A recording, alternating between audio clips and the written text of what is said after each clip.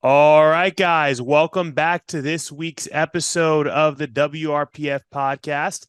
I'm your host, Alex Uslar. And on this episode, episode 4, I have a very special guest who just did an insane performance at a recent meet in Las Vegas and broke the all-time world record deadlift, which she previously held, which I was in attendance to the first one of the first times she broke that at the current U.S. Open. That record has been broken and held by Tamara for a while now, and Sara came out of the woodworks and she scooped it back up.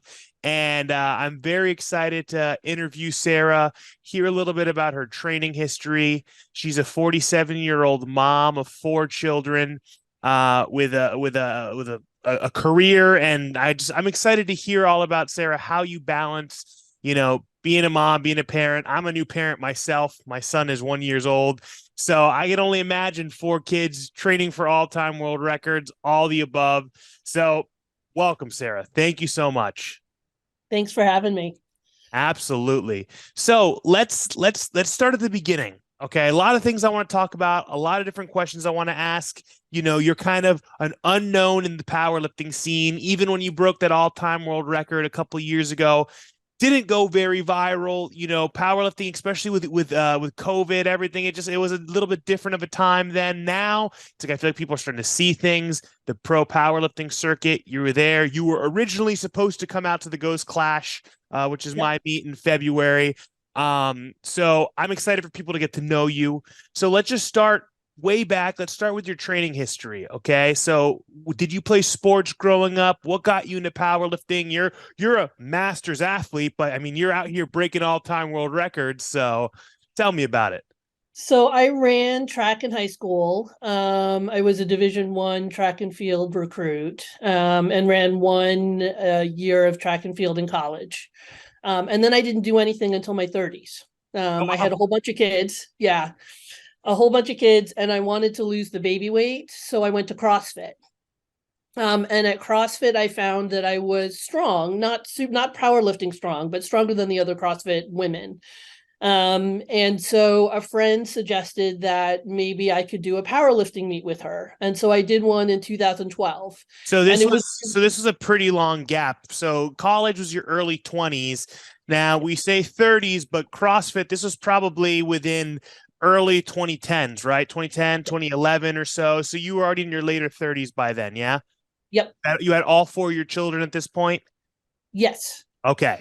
Okay. So Yes. you find CrossFit. Hey, didn't we all? CrossFit did Yeah. so much for strength sports and exposing powerlifting and Olympic weightlifting. Olympic weightlifting being one that was like, for a lot of people, but like you and me were taller individuals, lankier. It's like, I don't know how you did with the Oli lifts, but I did not do well with those in CrossFit. And I tried doing that because I thought it was really cool, but same. That's how I found powerlifting in 2013, where they started in CrossFit in 2012. So same there. So let's rewind back. You're doing CrossFit at this CrossFit gym. What CrossFit gym was it? Diablo CrossFit in Pleasant Hill, California. Okay, very cool.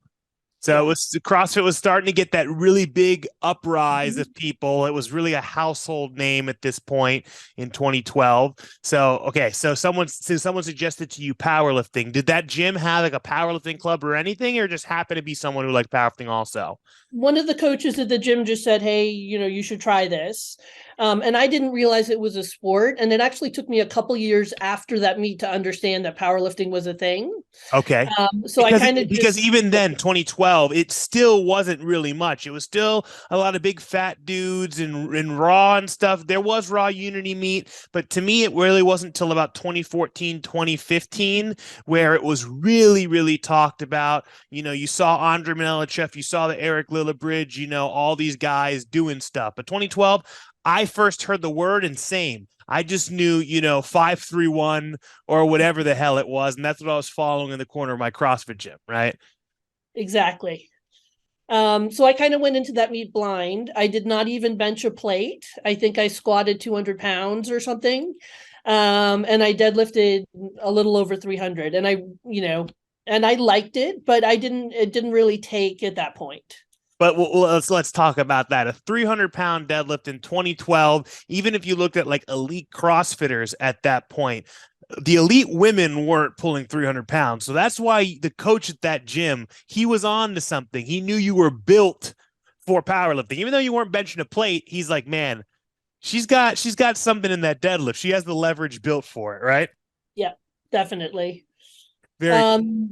So I didn't touch powerlifting again until I was 40. I did some bodybuilding and some other stuff in between there.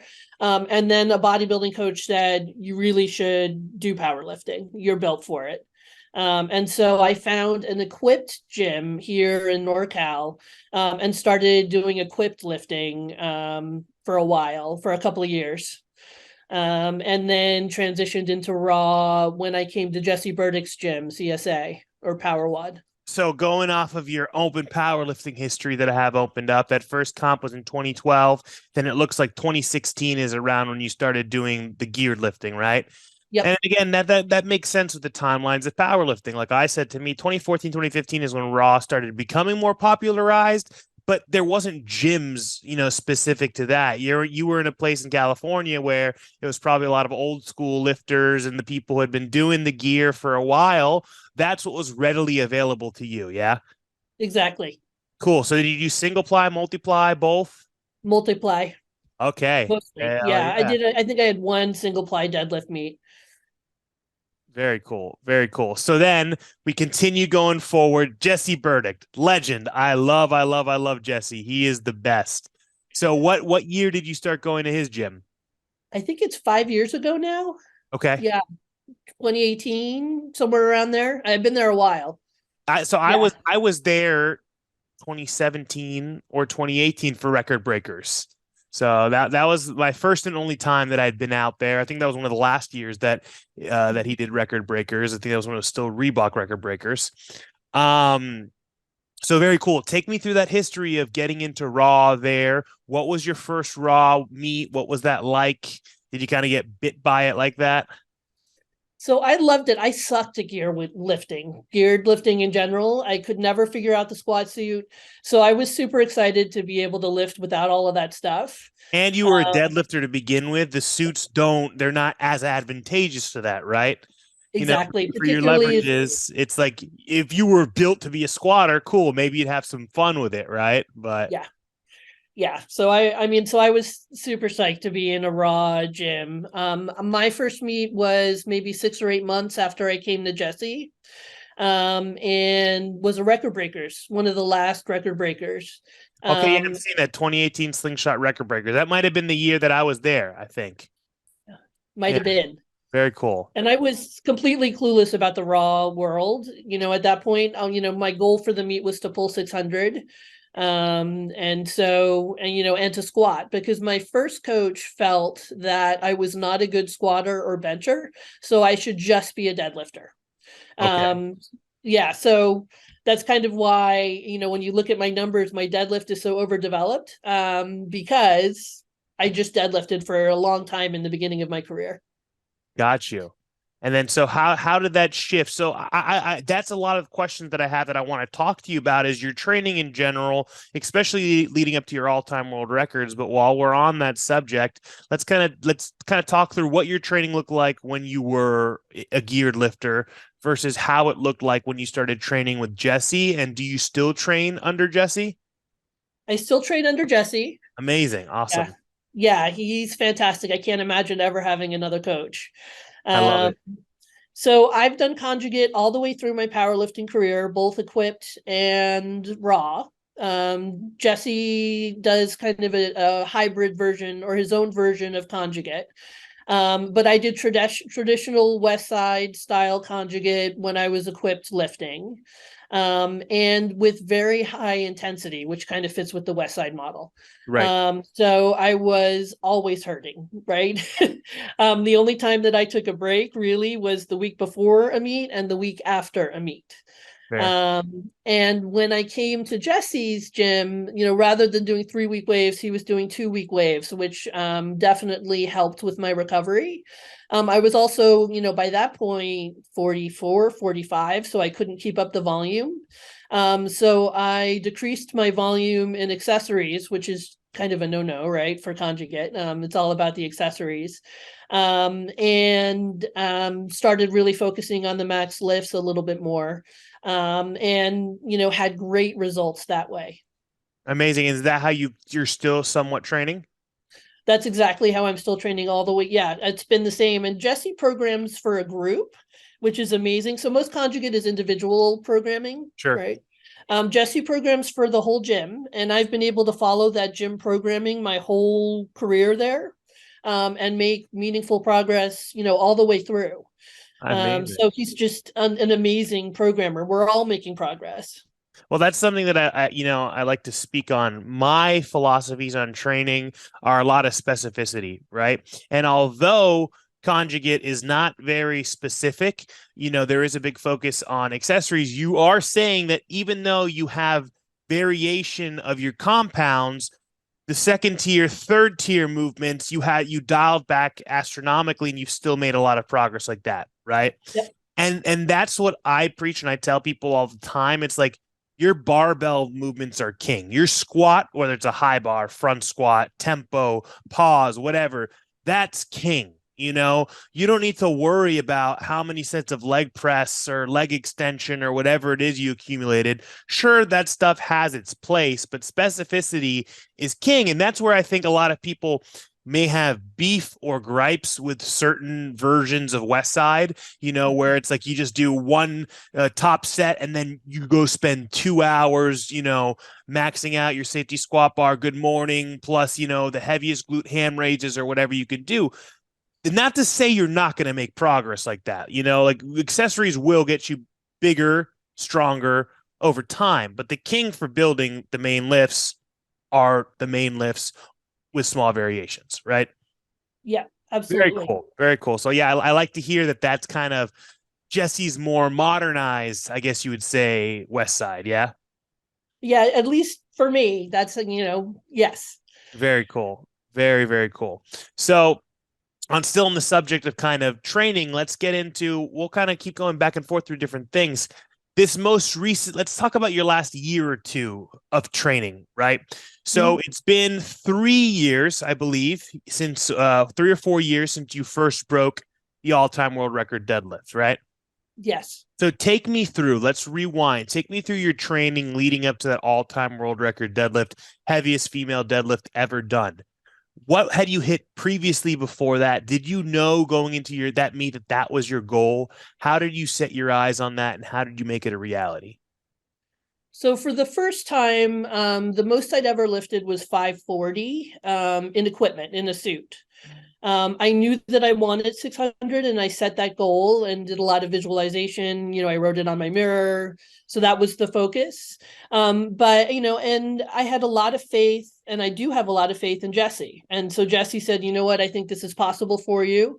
And so I took him at his word, and started really working hard on the compound movements, really focusing on my technique and, doing a lot of squatting. Because I had not been squatting at that point. And that really helped to bring my deadlift up. Your overall leg strength, right? Exactly. Yep. Exactly. And so, we got to the meet and I, pulled 600, I was very, very excited. But it wasn't, it's not meant to be egotistical. It wasn't a surprise in a way because the work had been there and the numbers were coming up and Jesse had been telling me that this was going to happen. Right. Yes. And so this is that record breakers 2018. Yeah. Exactly. Yes. Gotcha. Yes. So, the meet, I think the biggest surprise for me in that meet was the fact that I squatted 500. Because up until that point, I'd been hearing that I was never going to be able to squat effectively. Mm-hmm. Yeah. Very cool. So after that first 600 deadlift, where did that rank you at that time? It's 2018. It's like powerlifting was on its massive, massive come up, but still 600-pound deadlift by a female was practically unheard of. Since then, we've seen handfuls across different weight classes, right? And then we'll get into the whole other animal of deadlifting, the heaviest deadlift of all time. But where did that rank you at that time? What were your goals after that? This is your first raw meat coming over from a new coach, and you pull 600. Where do you go from there? So it was an all-time world record for super heavyweight, and they hadn't even broken up the super heavyweight categories yet by then, right? So it's just 198 plus. So were you the first female to pull 600 in the competition? No, no. So Samantha Coleman had Okay. had the record before me, and then Cece Holcomb had pulled 600. Already. Okay, got you. Right. Yeah. And so, after that, that was the all-time world record. And then the next goal was to have the biggest deadlift ever. And at the time, CC held that record as a 198. And I tried it at that meet, but did not ultimately succeed. So that was the long-term goal following that. I wanted to make sure that at some point I hit that before I stopped powerlifting. Nice. So, Yeah. I mean, here we are 5 years later, haven't stopped, not stopping yet, right? So, keeping moving forward, it is in 2021 the current U.S. Open, right? I think that was the first U.S. Open post COVID. COVID had already been a thing for a year. They had to cancel it in 2020. I'm down here in Florida, so 2020 I was still living it up. I know California was super, super, super tight for you guys. And when we found out the US Open was happening in 2021, everyone was super stoked. I knew I was going to fly out. I was going to judge it. I'd been at the last 3 previous US Open, so I was very excited for that. So take me through kind of your training through COVID. You had almost a year and a half, 2-year gap from when you last competed leading into that US Open. What did that look like through COVID? You knew the U.S. Open was when you were going to go for that heaviest deadlift of all time. Obviously, you wanted it years prior. Now, how did we get there? So initially during COVID, I had a pack of kids at home who were not responding well to being inside all the time. Oh, So yeah. I did not train for almost 9 months. Wow. I did a little bit in my garage just to stay mobile, but really didn't lift heavy for almost a year. Then the gym opened back up again. I came in and I ramped up. And Jesse had a great program, right, where we were really gradually ramping up to heavy weight. A lot of volume initially, kind of reacclimatizing to lifting. And I followed that program. And then when it became clear that I could pull 600 again, I signed up for the Kern. That's awesome. So how long did you have between that period off because COVID and signing up for the current US Open? How many months was that? Probably 9, 8 Okay. or 9. Yeah, so a decent enough amount of time to kind of rebuild, but it's a testament. I tell people this all the time. People get so scared of taking even a week or two off of training and thinking it's going to be 1,000 steps back. I'm king of doing that very frequently. I'll take 2-3 weeks off, not do anything, come back, and I'm fine. Go on vacation. I completely avoid the barbell. I love lifting, but I don't love it so much, when you have so many other things going on. And I can only imagine 4 kids. But hell, I can't wait till I'm there. But yeah, okay. So awesome. 9 months training into the current US Open. You're back over 600 and you're like, boom, this is the meet that I'm going to do it at. Yeah. Yes. Very cool. So I remember that moment. I remember seeing Jesse there. I remember seeing you. I didn't know who you were at the time. Like I said, I'm pretty sure I was at the Record Breakers at that time, but I was kind of busy all over the place. And then I see this massive deadlift getting loaded. So kind of talk me through that deadlift and kind of talk me through the aftermath. You reached that goal, something that you could set out to do. You said you wanted to do that before you retired. Let's talk about that. I was super excited. It was kind of a quiet reaction for me. I was pleased, right? This was my goal. And then I could retire. Right. So that was kind of my mindset, was that, okay, I was going to be done at this point and hang out with my kids a little bit more, since training takes a lot of time. But that's not ultimately what happened. Right. So I took some time off. And then the record was broken pretty quickly after that, and I wanted it back. So I came back. I love it. Yeah. So exactly 2 years from when you first broke it was your comeback. Yes. Very cool. So along that way, kind of maintaining through training.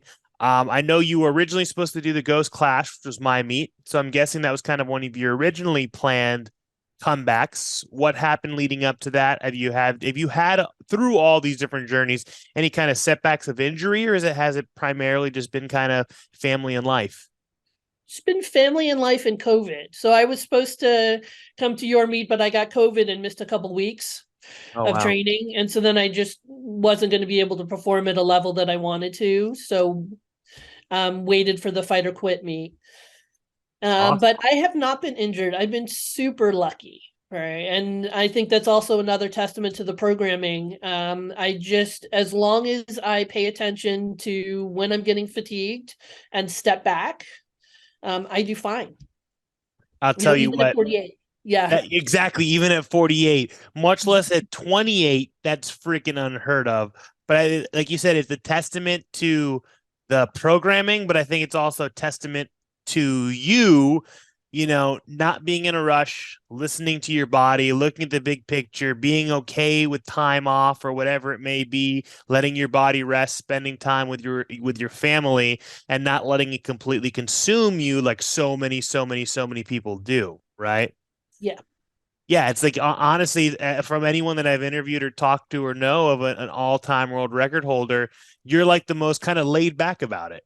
It's an awesome accomplishment, but all right, I'm gonna go take a couple months. Maybe I'll see you guys again instead of like, what's next? What's next? What's next? Right? I think it's because I'm older. I didn't find powerlifting till I was 40. So there Right. was so much stuff going on. I love powerlifting. This is my favorite thing to do. But I have a private practice, my work. I've got a whole bunch of kids. There's a lot going on. So there's only so much time I can dedicate to it. Right. So that's a perfect segue because that is something I want to ask you about your career as a pediatric neurophysiologist. Is that correct? Neuropsychologist. Yep. Neuropsychologist. There you go. I'm sorry.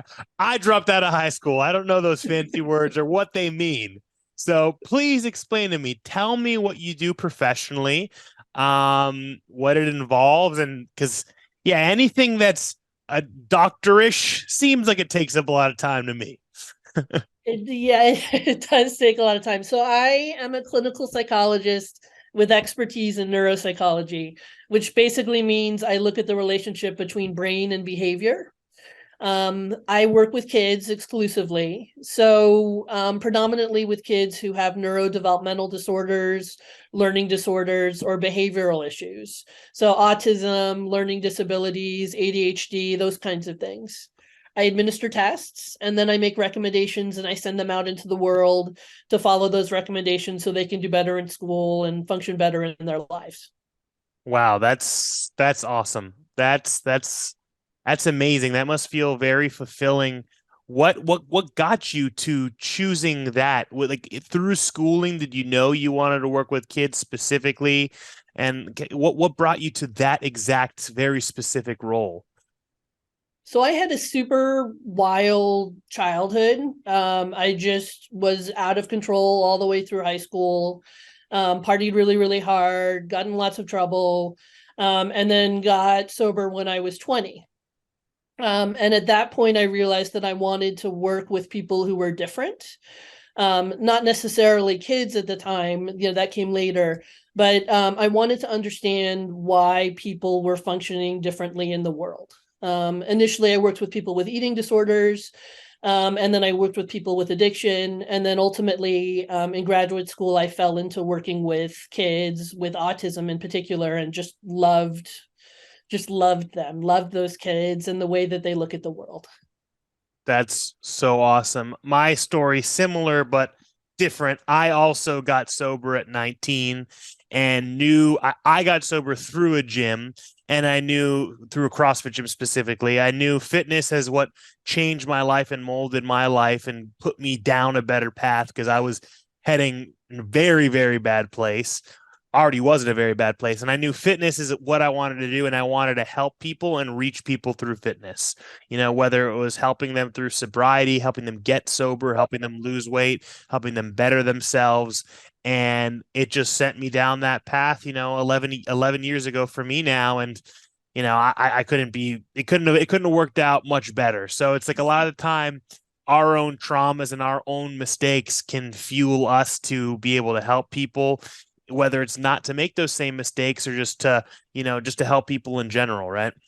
Absolutely. Very, very cool. I love that. That's awesome. A couple other questions I want to jump into. So I was informed you were originally supposed to compete on day 3 of the American Pro in wraps, and you switched to competing on day 2 to compete in sleeves. Is that correct? Yes. Very, very cool. So talk to me a little bit about that decision-making thought process behind that and what the people can be expecting to see. So at the Fight or Quit meet, Micah said, I think that you should do this. This would be a good idea and it would be super cool. And you can compete for the biggest deadlift with Tamara. And I thought that would be great, right? Tamara was at the Fight or Quit meet. And, we're definitely neck and neck at this point. So I just think it would be really, really exciting. Sleeves are not my thing. I don't have a lot of cartilage in my knees, from being my age. So wraps are a little bit easier, but I'll be working hard to bring up my squats so that I have a good performance at that meet. That's awesome. I love that. I love that. I love that. Yeah.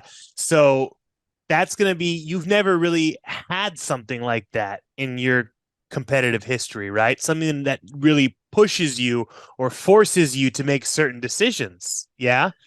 True. Because it seems like every time you've competed, it's like your goals were an all-time world record, going for that. It's like you weren't going to the Kern US Open to win best overall female, right? It was, right. I'm going in there for that deadlift, I pull it, I don't, it gets loaded in the bar, I don't need a pound more. So now it's like pressure's on a little bit more. This must be kind of something that's different, something that's kind of exciting now in your career, right? It definitely drives me to train harder. I love it. I'm going to be there, and I'm personally very, very excited to kind of see that. So some other questions we have. How do you manage your physical and mental recovery after intense training or competition? So I know you mentioned you take a week off before the meet, you take a week off after the meet. But mentally throughout training cycles, we've talked about taking periods of time off, but when you're prepping for a competition, how do you deal with that? I try to focus on being as positive as possible. I do set goals. I do visualize successfully completing the lifts.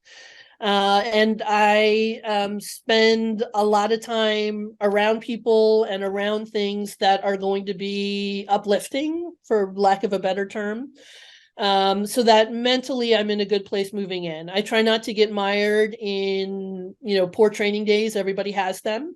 And so I see them as a necessary part of getting better, and move past them. And I have some really great training partners who help me with that. Should I have a bad day or, start to wonder, there are people that I can bounce this off of, and will do so. Shout out Jeremy, right? Yeah, Jeremy and Tiffany Leung, for sure. I love them, man. I love Jeremy. He came down. One of the first meets that I ever ran was the first hybrid showdown, and he came down and he did the deadlift only portion of that. I think I'd met him before that at Record Breakers, and we hit it off. He's such a good human, such an awesome guy. Greatest guy. Absolutely, yes. And I'll tell you what, that's something that a lot of people don't have, just like the right community and that right support system and people you can bounce things off of and talk to. And that's just something that's so, so special to have. And you guys definitely have something very special out there. Absolutely. I think that they are part of the reason that I came back. I just missed the community at the gym so much. So yes, I wanted that record, but also I missed my people. I wanted to be back in the gym, hanging out with them. And it was a great way to get in the beginning. It's always overwhelming coming back when you've taken months and months off, because you're just not where you were before. And you have to really have the right mindset that it's all going to come back. So being around those people really helped. Definitely. So take me through a typical week for you, a training week, a life week with your kids, balancing with your practice. How frequently do you train? How do you squeeze that training around with your kids? So I have three kids at home, three kids in three different schools. So I get up around 4. I do paperwork until 6:30. I make sure everybody's awake. We eat breakfast. I drive my three kids to their three different schools. And then I go to work for a couple of hours. I try to train between about noon and 2, so that I can be home when my kids get home. They're older, they're high school aged. So I like to be home just to make sure that everything's going okay in the late afternoon, hear about school and all of that. And then my kids train. So all three of my kids have experienced powerlifting, and one of my kids in particular is really into it. So then we come back to the gym in the evening, and I may do accessories, or if I couldn't get there during the day, I'll train while he's training. And Oh we man, just watch and repeat. how old are your kids? The three that are. So I have a 26-year-old, two 16-year-olds, and a 14-year-old. I love it. So any of those that are powerlifting, have they competed? Do they have plans on competing? So Kai, my youngest, just did a mock meet at the gym, and his first meet will be in August, a USAPL, I think. Oh man, that's amazing. That's awesome. Have they been there at any of the meets where you've broken your records? They haven't. It's hard for me. So I feel like my first job in this world is to be a mom, right? A mom and a wife. That's what makes my life go. And it's hard for me to focus on breaking records and having my mind sit in the meet when my kids are You're there. wanting to love them and like talk to them and stuff. Yeah, I could Like, totally see that. yeah, so I'm thinking about, are they bored? Did they get something to eat? Whatever, even though they're older now, you just never stop. So they have watched all of the live feeds, and they will come to the American Pro. This will be the first time that they'll see me That's a compete in good one for person. them to come to. That's going to be fun. I'll tell you Yeah. what, Micah and Anna crushed it last year. It was a ton of fun. I've been running pro meets for years, and I take my hat off to them and I bow down. I'm like, you guys, very, very nice. I'll keep bringing people to Miami, coming up with lots of money. You guys keep doing these crazy fancy lights and stuff like that. Like, let's go. That is really cool. Yeah, that'll be a good one for them. That'll be awesome. I'm looking forward to it. So do you have any other goals? So, you talked about for the American Pro going in sleeves, competing in sleeves, even though it's not really your thing. You said squats are things that you struggle with the most. Same. I can relate to that. But your bench, you've benched over 300 pounds. It's a very impressive bench, especially considering your first coach said you should just focus on deadlift. So pushing those other lifts, do you have any kind of goals for those besides the all-time world record in deadlift? I'd like to squat 550 in sleeves. I feel like that might be a possibility for me. And I'd ultimately like to bench 350. And then, the deadlift is always king for me. I'd love to pull 700. That's the goal. That's what's up on my mirror. That's what I visualize every day. So eventually, I don't think I'll quit until I get there. Oh man, that is exciting. I just got like goosebumps from that. That's very, very exciting to hear. Because I mean, even just looking at your rate of progress, people can see it. At the time when you hit the heaviest deadlift of all time, it was what was that? 287 kilos. So for you to come back and hit, well over that, and then now to go and hit more, it's like you're making that continued progress, your body's staying healthy. But to put goals like that out there of wanting that 700, that would be amazing. I feel like that would definitely go down in the history books. And if anyone is capable of doing it, you're built for deadlift, and seeing how you deadlift, I think it's possible. I sure hope so. Yeah. That's awesome. And I'll tell you what, a 550, 350, and whatever the pull is at the American Pro, whenever we get close to those, that will not have you as a deadlift specialist anymore, safe to say. And that's very exciting. Definitely. I love it. One other question that we had for you was, if someone came up to you and told you that they were your powerlifting idol, right? Because a lot of these all-time world record holders, social media figures, people kind of idolize them, You know, obviously you have your focus of your family, your practice, you're not as active on social media, but I think as you keep doing these feats, you're going to build more of a fan base. If that individual or someone out there, you were their idol and they wanted to follow in your footsteps, what pieces of advice do you feel like you'd give them? First of all, get a coach. All right. And find a coach who has been around for a long time, and who has a lot of expertise. So not necessarily just somebody who's really strong, but somebody who has experience competing and has been programming for a long time. The second piece of advice I would say is to find strong people and to train with them. If you're a woman and the strongest people are men, then go train with the men. But make sure that you have a team around you that's going to push you. And then the third is to be a part of a team if you can, and to be a meaningful part of that team. So help other people load weights, right? Try, provide some feedback when people are lifting, be welcoming to everybody that comes into the gym, because that's somebody who could be a future teammate, right? And somebody that can help you and that you can help moving forward. Those would be the three biggest things, probably, and then obviously I'm biased, but I think having a life outside of powerlifting makes you a better powerlifter. Having a little bit of balance, being able to take a break, being able to put it in perspective, because, it's an intense sport. It's hard on your body. It's hard on your mind. And people, I really feel like, need a break so that they can perform at their best capacity. And it's also a privilege, right? We're lucky we're able to do that. No one's holding a gun to your head, forcing you to do it.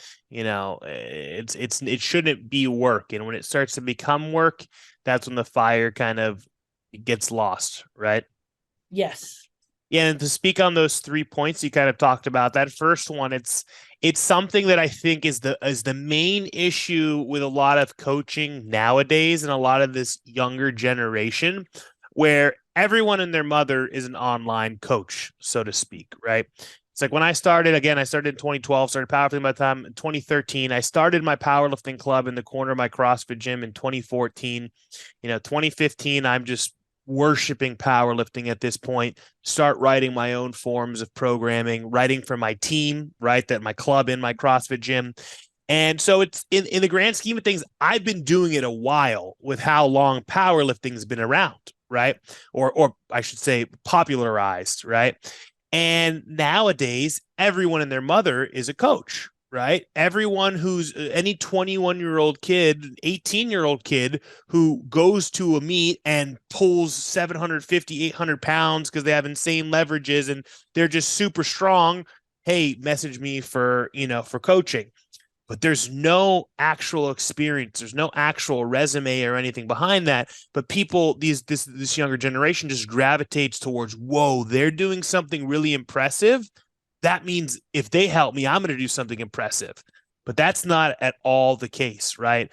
That time, that experience, that familiarity, that having tons of different types of people underneath your belt, coaching teams, doing group programming, doing individual programming. And again, I'm not here trying to toot my own horn or toot Jesse's horn, but it's like, that's what comes first. If you look at my open powerlifting history, I am far from the strongest guy around.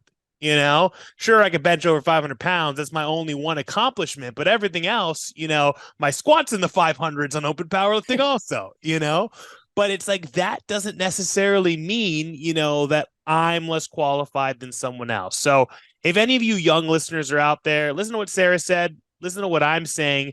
Look at what that person's accomplished, not just personally in their own lifting, but the people who have been underneath them, how long they've been doing it, how healthy those people are. All of those are going to be super important factors. Yeah, I think that's just way too overlooked nowadays with this newer generation, especially with social media and everything. And don't get me wrong, I'm very active on social media, and it helps a lot of my businesses, but it's been a crazy evolution since both you and I both kind of started powerlifting. Yeah, I can't I've had a lot of experience with conjugate, but I could not, and I pulled, a lot of weight, but I cannot imagine being a coach, right? I think that it's a gift to be able to be an effective coach, right? It's a talent. And there's a lot to it. So kind of just coming out of the woodwork after having a really impressive lift, you just don't have the experience that you need to really help people perform at their best. Doesn't mean you won't eventually, but putting some time in is important. Agreed. And I'll tell you personally, it makes it a lot more difficult also if you truly want to make this your career and make this your life like I have for the last 10 years, going from managing multiple companies and businesses, running meets under other companies and starting my own brands and opening my own gym and everything. Once you do that, what you had talked about, stepping back from powerlifting, going to your regular life and coming back, that's not a thing anymore, and that's why you'll see a lot of Jesse probably hasn't competed in years and years and years. He's like probably like me. He trains here and there, whatever, it's like our careers, when your career counter, goes into what you do and what you love, it will never be the same. So if I can give advice to any of you kids out there, just because you're writing some programs for now and you're like, man, I'm making a couple grand a month from the schmucks, who are willing to do it. If you stick around long enough and you actually want to make a true difference, like, Jesse has and other business owners in this community that have been around for a while, it's going to be hard to truly be that athlete too, to be able to take away and step back. Cause like what you said is extremely true. And I have that conversation with my athletes all the time when they're going through those periods of burnout and not really loving powerlifting anymore. I'm like, take a few weeks, take a month. I guarantee you when you come back, the fire's going to be relit. Me, I take those few weeks, few months. I don't train, but I'm still in my career. Right. So a little different. Very cool. Awesome, Sara. Well, it was fantastic talking to you. I really enjoyed getting to hear a little bit more about your story. I'm really excited for our audience in the WRPF to kind of hear this, to see you perform at the American Pro. That's going to be, one of the best meets of all time. And I'll be very excited to see that back-to-back battle. Thank you for everything you shared with me. Where can people find you on social media? It's Sara Eats Bacon on Instagram predominantly. Yeah. Beautiful. Do you post a lot of your training on there? I post once or twice a week, not too much. Okay. But it's all training. So let's get some more posting in there, leading up to the American Pro. Let's get people excited for this battle. I know that I am personally extremely excited. Well, thank you so much, Sara. Best of luck to you leading up to the American Pro. Thank you, everyone, for tuning in. I hope you enjoyed this week's episode of the WRPF podcast.